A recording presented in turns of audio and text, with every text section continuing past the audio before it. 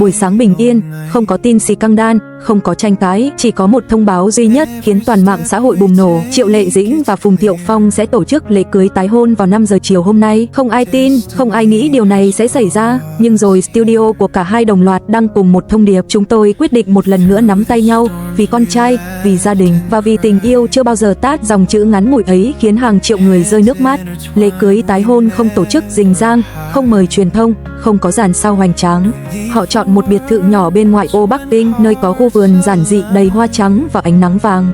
Giống như tất cả những gì họ hướng đến: bình yên, thật lòng và không cần chứng minh điều gì với thế giới. Triệu Lệ Dĩnh thức dậy từ rất sớm. Trên bàn là bó hoa cẩm tú cầu xanh nhạt, loài hoa cô thích nhất, cùng một tờ giấy nhỏ viết: "Tôi cảm ơn em vì đã cho anh thêm một cơ hội. Anh hứa lần này sẽ là mãi mãi." Chữ viết của Phùng Thiệu Phong quen thuộc, hơi nghiêng nhẹ như năm nào.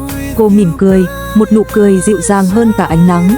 Váy cưới lần 2 không phải để phô trương, mà để kể câu chuyện của chính họ. Váy cưới của Triệu Lệ Dĩnh lần này là một thiết kế nhẹ nhàng, không xòe rộng, không lấp lánh quá đà. Chất liệu tun mềm như sương sớm, đuôi váy dài vừa đủ để tạo vẻ thanh thoát. Điểm nhấn là những bông hoa nhỏ được thêu bằng tay, tượng trưng cho từng thời khắc cô từng nở nụ cười, từng giọt nước mắt từng rơi xuống.